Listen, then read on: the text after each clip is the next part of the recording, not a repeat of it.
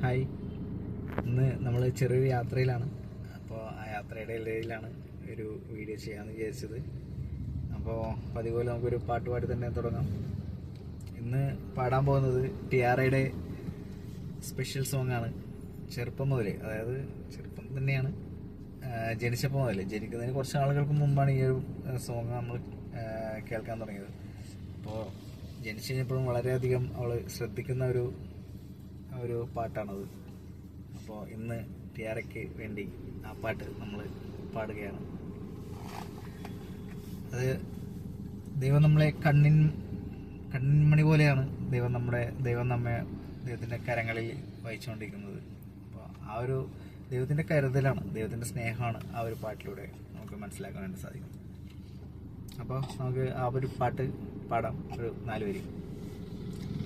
കണ്ണിൻമണി പോൽ എന്നെ കരുതും ഉള്ളം കരത്തിൽ എന്നെ വഹിക്കും, തള്ളിക്കളയാതെ മാർവിൽ ചേർക്കും, സ്നേഹമാകും യേശുവേ.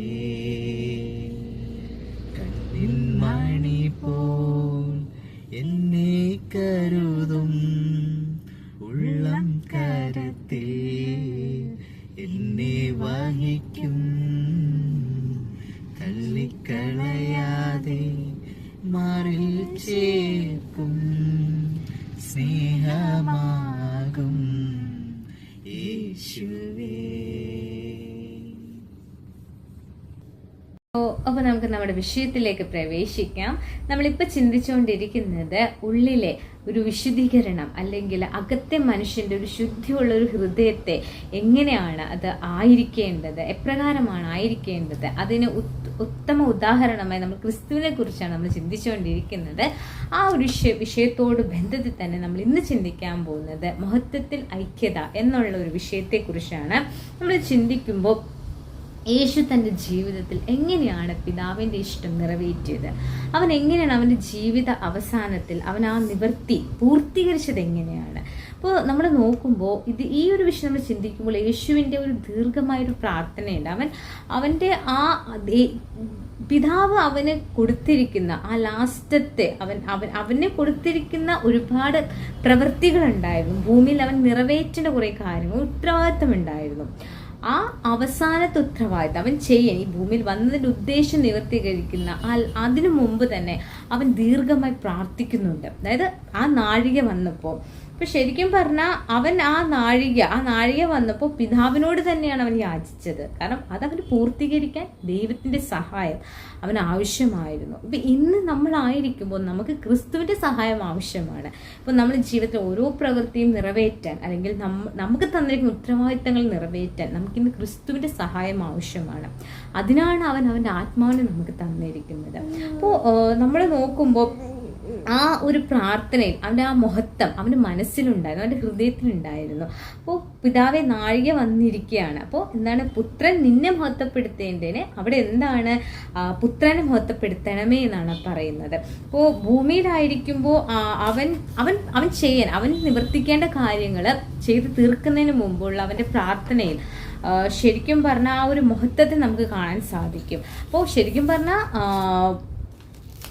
ഭൂമിയിൽ ഒരു ഒരു സ്വർഗീയമായ മഹിമയിലേക്ക് പോകുവാൻ ഭൂമിയിലെ കാര്യങ്ങൾ നിവർത്തിക്കേണ്ട ആവശ്യം ക്രിസ്തുവിനുണ്ടായിരുന്നു. അപ്പം നമുക്കത് കാണണമെങ്കിൽ യോഹന്നാൻ 17:1, 4, 5 വാക്യങ്ങളിൽ ഒക്കെ നമ്മൾ വായിക്കുമ്പോൾ നമുക്ക് ആ ഒരു കാര്യത്തെ വ്യക്തമായി നമുക്കിവിടെ മനസ്സിലാക്കാൻ സാധിക്കുന്നതാണ്. അപ്പോൾ ശരിക്കും പറഞ്ഞാൽ പ്രാർത്ഥന അവസാനിക്കുമ്പോൾ ആ ഒരു മഹത്വത്തിന് വേണ്ടി പ്രാർത്ഥിക്കുന്നത് അത് നമുക്ക് അവിടെ കാണാൻ സാധിക്കും. ഇപ്പോൾ ശരിക്കും പറഞ്ഞാൽ ഇപ്പോൾ ആദ്യം തന്നെ അപ്പോസ്തലന്മാർക്ക് വേണ്ടി പ്രാർത്ഥിച്ച ശേഷം അവർക്ക് മാത്രമല്ല ആ വചനത്താൽ അവനിൽ അതായത് ആ വചനം കൊണ്ട് വിശ്വസിക്കാനിരിക്കുന്ന ക്രിസ്ത്യാനികൾക്ക് വേണ്ടി, അല്ലെങ്കിൽ മക്കൾക്ക് വേണ്ടിയും കൂടി അവിടെ അപേക്ഷിക്കുന്നുണ്ട് കർത്താവ് ആ അവസാന നിമിഷത്തിൽ. ഇപ്പോൾ യോഹന്നാൻ 12:20-21 നോക്കുമ്പോൾ എന്താണ്, തന്നിൽ വിശ്വാസം അർപ്പിക്കുന്നവർ എല്ലാവരും ഒന്നാകാനാണ് ഈശോയോട് പ്രാർത്ഥിക്കുന്നത്. അപ്പോൾ അങ്ങനെ മാത്രമാണ് ആ ഐക്യത പ്രായോഗിക തലത്തിലേക്ക് എത്താൻ സാധിക്കുകയുള്ളൂ. അപ്പോൾ ശരിക്കും പറഞ്ഞാൽ നമ്മൾ യോഹന്നാൻ 17 അല്ലെങ്കിൽ ആ ഒരു അധ്യായം മുഴുവൻ നിങ്ങളൊന്ന് വായിക്കുക. അപ്പോൾ വായിക്കുമ്പോൾ പിതാവ് എങ്ങനെയാണ് യേശുവിന് നൽകിയ മഹത്വം ഇപ്പോൾ നമുക്ക് തരുന്നുണ്ട് ആ മഹത്വം. അപ്പോൾ പിതാവും യേശുവും ഒന്നായിരിക്കുന്നത് പോലെ തന്നെയാണ് ഇന്ന് നമ്മളും ഒന്നായിരിക്കുവാൻ ആ ഒരു ഐക്യത.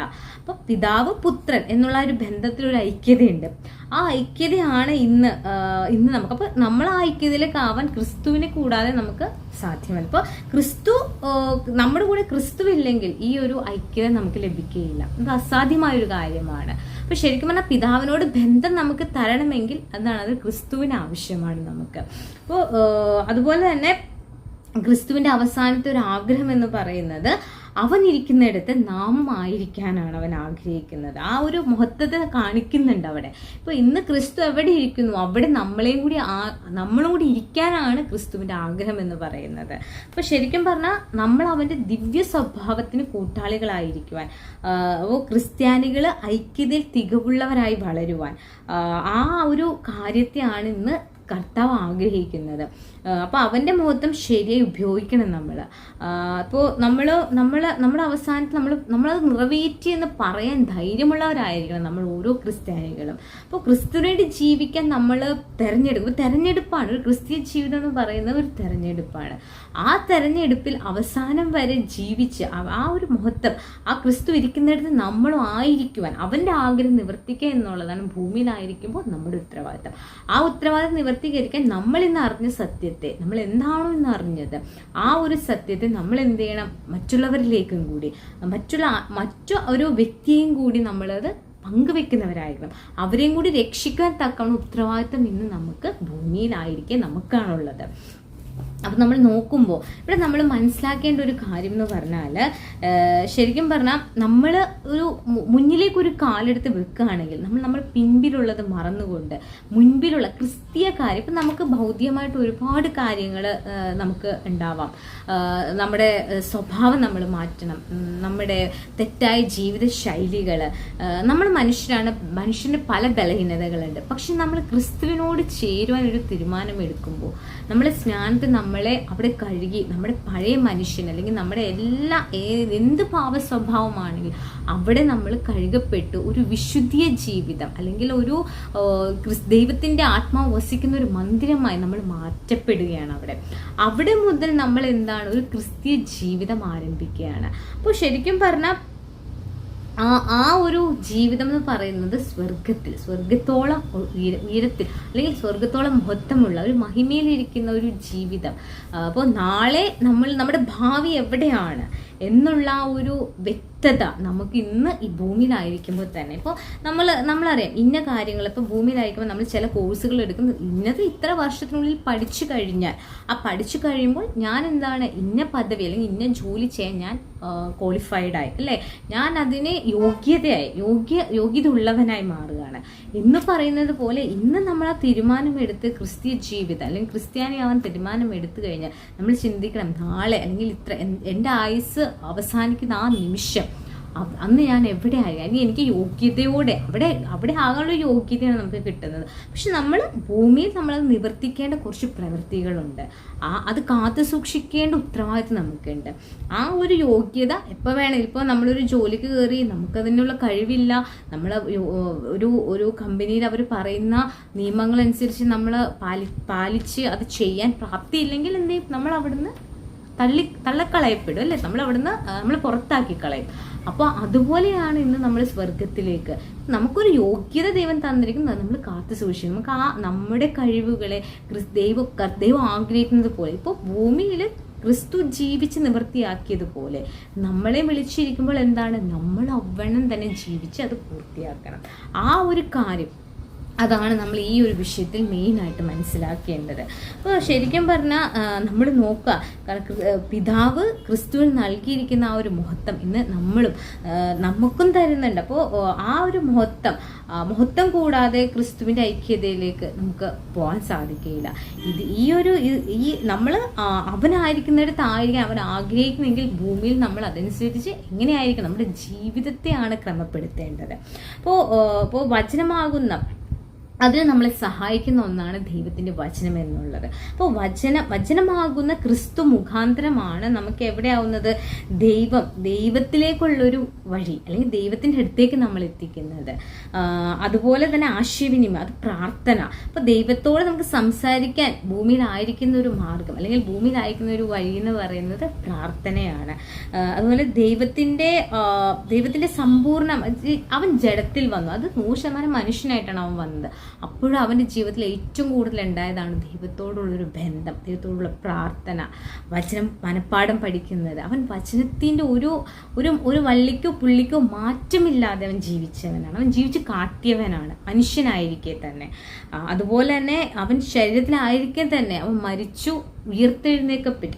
അതും അവൻ കാണിച്ചു. ഒരു ഉയർത്തെഴുന്നേൽപ്പുണ്ട് നമുക്ക് നാളെ, നമുക്കൊരു മരണവും ഉണ്ട്, അത് വാസ്തവമായ ഒരു കാര്യമാണ്. അത് അവൻ്റെ ജഡശരീരത്തിലൂടെ അവനത് കാണിച്ചു തന്നു നമുക്ക്. അത് വിശ്വസിക്കാൻ, അവനിൽ നമ്മൾ വിശ്വസിക്കാൻ, അവൻ്റെ മഹത്വത്തെ നമുക്ക് കാണിച്ചു തന്നിട്ടാണ് അവൻ പോയിരിക്കുന്നത്. നമുക്കാണ് ഇന്ന് ആ ഒരു ഉറപ്പും വിശ്വസ്തയും നമ്മൾ ഉറപ്പിച്ചു, വചനത്തിൽ കീഴിൽ ഉറപ്പിച്ചിട്ടാണ് അവൻ പോയിരിക്കുന്നത്. ആ ഒരു ബലം, ആ ശക്തി നമുക്ക് ഇന്ന് തന്നിട്ടുണ്ട് അവൻ. അത് നമ്മൾ കാത്തു സൂക്ഷിക്കുക. അവൻ മഹത്വത്തിലേക്ക് എടുക്കപ്പെട്ടു. നാളെ എന്താണ്, നമ്മൾ അപ്രകാരം തന്നെ ആയിരിക്കും എന്നവൻ ഉറപ്പ് തന്നിട്ടുണ്ട്. അവൻ്റെ വാക്കുകൾക്ക് ഒരിക്കലും ഒരു മാറ്റമില്ലാത്തവയാണ്. അവൻ വിശ്വസ്തനാണ്, അവൻ വാക്കുമാറാത്തവനാണ്. അപ്പോൾ ശരിക്കും പറഞ്ഞാൽ യേശുവിൻ്റെ ജഡിക നിലവാരത്തിൽ അല്ലെങ്കിൽ നമ്മൾ കണ്ടതുപോലെ ആ സ്വഭാവം തന്നെ അവൻ ആത്മീയ തലത്തിലേക്കും എങ്ങനെയായിരുന്നു അല്ലെങ്കിൽ എങ്ങനെ ഭൂമിയിൽ നിന്ന്, അപ്പോൾ ഭൂമിയിലായിരിക്കുമ്പോഴും അവനവൻ്റെ സ്വഭാവത്തെ കാണിച്ചത് എങ്ങനെ ജീവിക്കണമെന്ന്. അതുപോലെ അവൻ എല്ലാ കാര്യങ്ങളും ആത്മീയ തലത്തിലേക്കാണ് അവൻ ഉയർത്തി കാണിച്ചിരിക്കുന്നത്. അപ്പോൾ ശരിക്കും പറഞ്ഞാൽ ഭൂമിയിലേക്കും, അതായത് ഭൂമിയിലേക്ക് അവൻ വന്നു, ഭൂമിയിൽ നിന്ന് എങ്ങനെയാണ് തേജസ്സിലേക്ക്, ആ മഹത്വത്തിലേക്ക് തിരികെ പോണത്, എങ്ങനെ നമുക്ക് കാണിച്ചു തന്നു, ഇന്ന് നമ്മളെ അതിന് പ്രാപ്തരുമാക്കി. അതാണ് കർത്താവ് ഭൂമിയിൽ നിറവേറ്റിയൊരു കാര്യമെന്ന് പറയുന്നത്. അപ്പൊ ശരിക്കും പറഞ്ഞാൽ പിതാവിൻ്റെ സ്വഭാവത്തിന് ക്രിസ്തുവിൻ്റെ ആ സ്വഭാവം ഇന്നെന്ന് പറയുന്നത് അതിൻ്റെ ഒരു മുദ്ര നമുക്ക് കാണിച്ചു തന്നിരിക്കുന്നത് സിംഹാസനത്തിലിരിക്കുന്ന തേജസ്സുള്ള യേശുവാണ്. അതാണ് നമ്മുടെ മുദ്ര എന്ന് പറയുന്നത്. അപ്പോൾ യേശുവിൻ്റെ ജഡിക ജീവിതത്തെക്കുറിച്ച് ഇപ്പോൾ മത്തായി, മാർക്കോസ്, ലൂക്കോസ് എല്ലാവരും വിവരിക്കുന്നുണ്ട്. ശരിക്കും നമ്മുടെ സുവിശേഷ ഭാഗങ്ങൾ എടുത്ത് നോക്കുമ്പോൾ ക്രിസ്തുവിൻ്റെ ഭൗതിക ജീവിതം, അവൻ ശരീരത്തിലായിരിക്കുമ്പോൾ ചെയ്ത കാര്യങ്ങൾ, അത് ആ കാര്യങ്ങൾ തൊട്ട് അവൻ്റെ ഉയർത്തെഴുന്നേൽപ്പ്, അവൻ്റെ മരണം എങ്ങനെയായിരിക്കും, അവൻ്റെ ഉയർത്തെഴുന്നേൽപ്പ് എങ്ങനെയായിരിക്കും, ശരിക്കും പറഞ്ഞാൽ മാറ്റപ്പെടാതെയാണ് എടുത്ത് കാണിക്കുന്നത്. അത് അപ്പം ഇന്ന് നമ്മൾ ദൈവത്തിൻ്റെ വചനം അല്ലെങ്കിൽ ദൈവത്തിൻ്റെ സന്ദേശം, അതാണ് നമുക്കിന്ന് വെളിച്ചമായി തീരുന്നത്. ഇപ്പോൾ തേജസ്സുള്ള ക്രിസ്തു, അവൻ ഇന്ന് വെളിച്ചമായിട്ട് നമ്മുടെ മുൻപിലിരിക്കുകയാണ്, ദൈവത്തിലേക്ക് എത്തിക്കുവാൻ, നമ്മളെ അവനായിരിക്കുന്നിടത്തേക്ക് എത്തിക്കാൻ. അപ്പോൾ ഇന്ന് ക്രിസ്ത്യാനികൾ ഒരുമിച്ചാണ് ആ ഒരു ഐക്യം, നമ്മൾ എല്ലാവരും കൂടി ഒരു മനസ്സോടെ അവൻ്റെ ആ രാജ്യത്തിനായി പ്രവർത്തിക്കുമ്പോൾ നമ്മൾ ആ ഐക്യതയിലേക്ക് ചേർക്കപ്പെടുകയാണ്. അപ്പോൾ പുതിയ നിയമത്തിൽ നാം ക്രിസ്തുവിൻ്റെ തേജസ് കാണുമ്പോൾ നമ്മൾ എന്ത് ചെയ്യണം, ആ പ്രതിമയോട് രൂപാന്തരപ്പെട്ട് ജീവിക്കുന്നവരാണ്. അതായത് ആത്മാവിൽ നാം അവൻ്റെ പ്രതിമയോട് രൂപാന്തരപ്പെടുന്നു.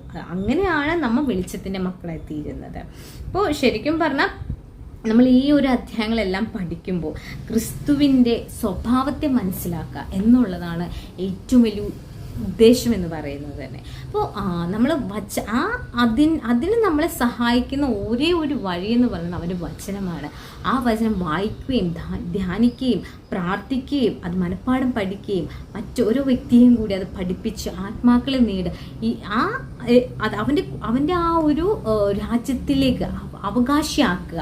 അതിന് നമ്മളെ വിളിച്ചതുപോലെ നമ്മൾ എന്ത് ചെയ്യണം, ഈ ഭൂമിയിൽ നമ്മൾ ചെയ്യേണ്ട പ്രവൃത്തികൾ ചെയ്ത് തീർക്കണം. അത് ദൈവം നമ്മിൽ നിന്ന് ആഗ്രഹിക്കുന്ന ഒരു കാര്യമാണ്. അപ്പോഴാണ് നമ്മൾ അവൻ്റെ മക്കളായി നമുക്ക് ആ ഒരു ആ വെളിച്ചത്തിൽ നടന്ന് നമുക്കും തികയ്ക്കാൻ പറ്റുള്ളൂ, ക്രിസ്തു പ്രവർത്തിച്ച് തികച്ചതുപോലെ തന്നെ. അപ്പോൾ ആ ഒരു വിഷയത്തെയാണ് നമ്മൾ ഈ ഒരു ബന്ധത്തിൽ നമ്മൾ ഇന്ന് മുഴുവനായിട്ട് നമ്മളിനി വേറൊരു വിഷയത്തിലേക്കാണ്, ഇതിൽ നിന്ന് തന്നെ നമ്മൾ വേറെ വിഷയത്തിലേക്കാണ് ഇനി കിടക്കുന്നത്. അപ്പോൾ നമ്മൾ നോക്കുമ്പോൾ നമ്മളതിൻ്റെ വെളിച്ചത്തിൻ്റെ മക്കൾ എങ്ങനെയാണ്, അല്ലെങ്കിൽ ഈ ഒരു വിഷയത്തിലൊക്കെ നമ്മൾ ആകെ തുകയായിട്ട് നമ്മളിന്ന് നോക്കുമ്പോൾ നമ്മളിന്ന് പഠിച്ച കാര്യങ്ങളെല്ലാം കൂടി നമ്മൾ നോക്കുമ്പോൾ ഏറ്റവും പ്രധാനമായിട്ട് നമ്മൾ പഠിക്കേണ്ട ഒരു വിഷയമാണ് ദൈവത്തിൻ്റെ മഹത്വം എന്നുള്ളത്. ശരിക്കും അത് നമ്മളെ എടുത്ത് കാണിക്കുമ്പോൾ ദൈവത്തിൻ്റെ സ്വഭാവത്തോട് ബന്ധം കാണിക്കുമ്പോൾ അവൻ്റെ സ്വഭാവം എങ്ങനെയായിരുന്നു, അവൻ വെളിച്ചത്തിലാണ് നടക്കുന്നത്, ഇന്ന് നമ്മളെയും വെളിച്ചത്തിലാക്കി വെച്ചിരിക്കുന്നു, അല്ലെങ്കിൽ ക്രിസ്തുവിൻ്റെ മഹത്വം എന്താണ്, ഈ ഒരു വിഷയങ്ങളാണ് നമ്മൾ ഈ ഒരു അധ്യായത്തിൽ അല്ലെങ്കിൽ നമ്മുടെ ഈ ഒരു നമ്മുടെ പാത്രത്തെയും ശുദ്ധീകരിക്കുക, ഉള്ളിലെ ശുദ്ധീകരണം എന്നുള്ള വിഷയത്തിൽ നമ്മൾ ചിന്തിക്കുമ്പോൾ പ്രാധാന്യമായിട്ട് നമ്മുടെ ആ ഒരു 2-ാം അധ്യായത്തിലേക്ക് കിടക്കുമ്പോൾ ഏറ്റവും പ്രാധാന്യമായി ചിന്തിക്കുന്ന വിഷയങ്ങളായിരുന്നു നമ്മൾ ഇന്ന് ചിന്തിച്ചത്. അപ്പോൾ തുടർന്ന് നമുക്ക് ഈ ഒരു വിഷയത്തിൽ തന്നെ വേറൊരു അധ്യായത്തിൽ നിന്ന് നമുക്ക് തുടർന്ന് വേറൊരു ഭാഗം നമുക്ക് അടുത്ത ദൈവം അനുവദിക്കുകയാണെങ്കിൽ അടുത്ത ഒരു വീഡിയോയിൽ നമുക്ക് ചിന്തിക്കാം. അപ്പോൾ എല്ലാവരും പരിശോധിക്കുക. നിങ്ങൾ ഈ ഒരു വീഡിയോ കാണുമ്പോൾ വചനത്തിലൂടെ പരിശോധിക്കാം, ഇത് ശരിയാണോ, ഇനി ഞാൻ എവിടെയെങ്കിലും തിരുത്തപ്പെടേണ്ടതുണ്ടോ എന്ന് നിങ്ങൾ സ്വയം പരിശോധിക്കുക. ഇനി ആർക്കെങ്കിലും ഈ ഒരു പുസ്തകത്തെക്കുറിച്ച് കൂടുതലായിട്ട് വ്യക്തിപരമായി പഠിക്കാൻ ആഗ്രഹിക്കുന്നുണ്ടെങ്കിൽ നിങ്ങൾ ഇതിൻ്റെ കമൻറ്റ് ബോക്സിൽ താഴെ നിങ്ങൾ നമ്പർ നമ്മൾ ഈ ഒരു വീഡിയോൻ്റെ ഡിസ്ക്രിപ്ഷൻ ബോക്സിൽ നമുക്ക് ഇടുന്നുണ്ട്.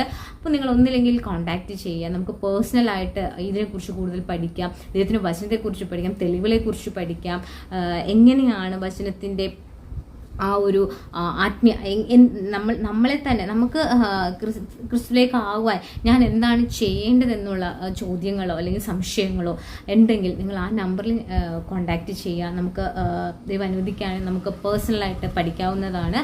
അപ്പോൾ നിങ്ങൾ സ്വയം പരിശോധിക്കുക. ഇന്നേ നമുക്ക് അതിനുള്ള സമയമേ ഉള്ളൂ. അപ്പം നമ്മൾ ഇന്ന് തന്നെ നമ്മളൊരു തീരുമാനം എടുക്കണമെങ്കിൽ അത് ഇപ്പോൾ എടുക്കുക. ഇന്ന് മാത്രമേ നമ്മുടെ മുൻപിലുള്ളൂ. നാളെ എന്താണെന്ന് നമുക്ക് ആർക്കും പറയാൻ പറ്റത്തില്ല. നമ്മുടെ ആയുസ് എന്തോരം ഉണ്ടെന്ന് നമുക്കറിയില്ല. അപ്പോൾ നമ്മൾ കേൾക്കുന്ന വചനത്തിൽ നമ്മളെ തന്നെ എപ്പോഴും പരിശോധിച്ച് പോകുന്നവരായിരിക്കുക. അതിനെ ദൈവം എല്ലാവരെയും സഹായിക്കട്ടെ. താങ്ക്